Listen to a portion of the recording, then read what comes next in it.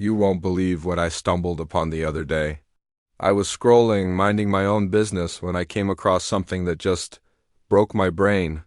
It's being called the weirdest Christian church ever, and honestly, that might be an understatement. Now, let's be clear from the start. This isn't about judging anyone's faith.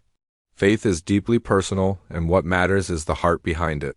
But when a church starts incorporating elements that seem to come straight out of a sci-fi movie, you can't help but be a little curious, right? So today we're diving deep into the world of the Omega Kingdom ministry. We're going to look at what they believe, what they do, and try to understand what's really going on here. Is it a legitimate, albeit unconventional, expression of faith? Or is it something else entirely? Grab your popcorn because this is going to be a wild ride. The story of the Omega Kingdom Ministry, or OKM, is really the story of its founder, a man who calls himself the appointed Son of God. Let's call him Pastor Apollo for simplicity. Born in the Philippines, he claims to have received a divine revelation in 1985 that appointed him as the successor to Jesus Christ in the modern era. According to his teachings, the traditional Christian churches have all fallen away from the true path. He says they restuck in old doctrines and have missed the new thing God is doing on earth. And what is that new thing? Well, it's him. He claims he is God's anointed representative for our time, tasked with restoring the true kingdom of heaven on earth before the end times. This isn't just a small claim. It's a foundational belief of OKM. They see him not just as a pastor or a prophet, but as the embodiment of God's will on earth today. His followers refer to him with titles of extreme reverence, and his word is considered divine law within the community. The ministry started small, in a local area in the Philippines, but through aggressive evangelism and media outreach, it began to grow. They established radio stations, television programs, and eventually a massive online presence.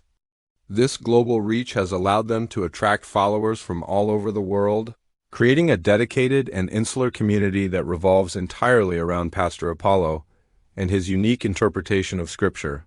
It's a classic cult of personality setup where the leader becomes more important than the original teachings he claims to represent.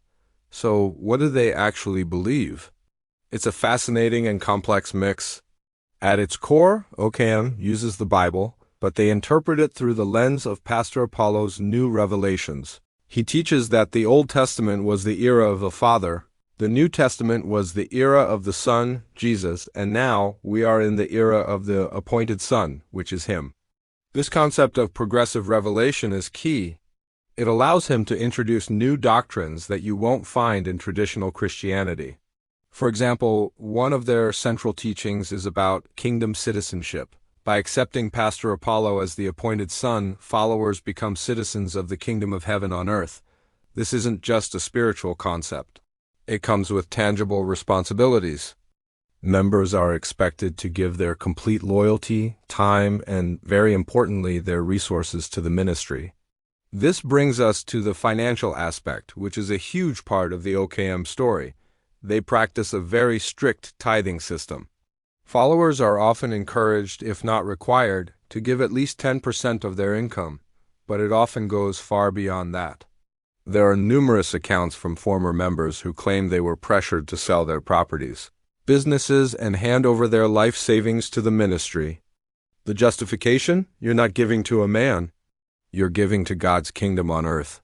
This wealth is then used to fund the ministry's expansion, including acquiring vast real estate, private jets, and luxury vehicles for Pastor Apollo and his inner circle. They call it stewardship, arguing that the appointed Son deserves to live in a manner that reflects the glory of the kingdom he represents.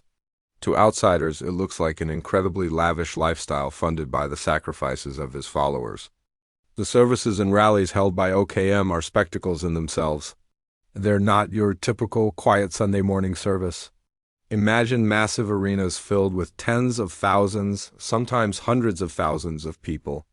The atmosphere is electric, more like a rock concert than a church gathering. There's singing, dancing, and performances by the ministry's own professionally produced music groups. Then the main event, Pastor Apollo takes the stage. His sermons are long, passionate, and often filled with dramatic pronouncements and denunciations of his critics, whom he labels as enemies of God. He might sing, he might dance, he might tell jokes. It's a performance designed to captivate and hold the attention of the massive crowd. The events are slickly produced and broadcast globally, projecting an image of immense power, success, and divine favor. It's a powerful tool for both recruitment and reinforcing the faith of existing members. But what about the weird stuff, the things that really set them apart? Well, one of the most talked about aspects is their political ambition. Pastor Apollo doesn't just want to lead a church. He wants to influence nations. He presents himself as a kingmaker, claiming that he and his followers have the divine authority to choose righteous leaders for countries. In the Philippines, the ministry has become a significant political bloc. They vote as a single unit following the direction of Pastor Apollo. This gives them considerable influence, and politicians often court the ministry's endorsement. This blend of religion and hardball politics is unsettling for many observers, who see it as a dangerous overreach of spiritual authority into secular governance. He's essentially trying to build a theocracy with himself at the top. Then there are the claims of miracles and divine power. Stories circulate within the community of supernatural healings and other miracles performed by Pastor Apollo. However, these claims are often vague and lack independent verification. Critics and former members allege that these are either exaggerated or completely fabricated to bolster his image as a divine figure. Another controversial point is his stance on science and education. He has openly mocked scientific consensus on various topics, promoting his own divine knowledge as superior. Followers are encouraged to trust his teachings over secular education, which can lead to them becoming isolated from mainstream society and critical thinking. It creates an echo chamber where his word is the only truth that matters, and any outside information is dismissed as deception from the serpent seed, a term they use for his detractors. Life for a dedicated member of the Omega Kingdom ministry can be all-consuming. Many followers live in communities owned by the ministry. Their days are structured around prayer, ministry work, and studying Pastor Apollo's teachings. Contact with family and friends outside the group is often discouraged, especially if they are critical of the ministry. This isolation is a common tactic used by high-control groups. It makes it harder for members to leave because their entire social and support network is within the group. Former members have spoken out about the immense psychological pressure to conform and the emotional manipulation they experienced. They describe a culture of fear where questioning the leader is equated with questioning God himself. Leaving the group is portrayed as a spiritual death sentence, a betrayal that will lead to damnation.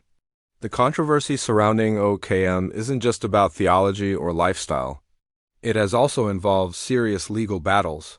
Pastor Apollo and other leaders have faced numerous allegations over the years, including human trafficking, coercion, and financial fraud. Several former members have come forward with harrowing stories, accusing the ministry of exploiting them for labor and money under the guise of religious devotion. While the ministry vehemently denies all allegations, dismissing them as a smear campaign by their enemies, the sheer volume and consistency of these claims have drawn the attention of law enforcement agencies in multiple countries, including the United States. These legal troubles have cast a dark shadow over the ministry's public image of a pristine divine kingdom. So, after looking at all this, what's the verdict? Is the Omega Kingdom ministry the weirdest Christian church ever? It's certainly a top contender.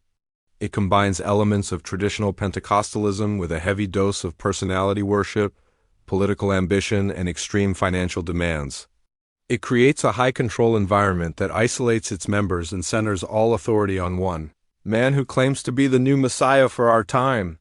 Whether you call it a church or ministry, or as many critics do, a cult, one thing is clear: it is a powerful and highly controversial organization that has had a profound impact on the lives of thousands of people. It serves as a stark reminder of how faith can be twisted and used for power and personal gain. It's a fascinating and frankly a frightening case study. What do you guys think? Have you ever heard of the Omega Kingdom ministry or a group like it? Let me know your thoughts down in the comments. I read every single one. This stuff is complex and it's important to talk about it. If you found this deep dive interesting, do me a huge favor and hit that like button and subscribe to the channel so you don't miss our next investigation. We're always looking for these strange corners of the world to explore together. Thanks so much for watching. Stay curious, and I'll see you in the next video.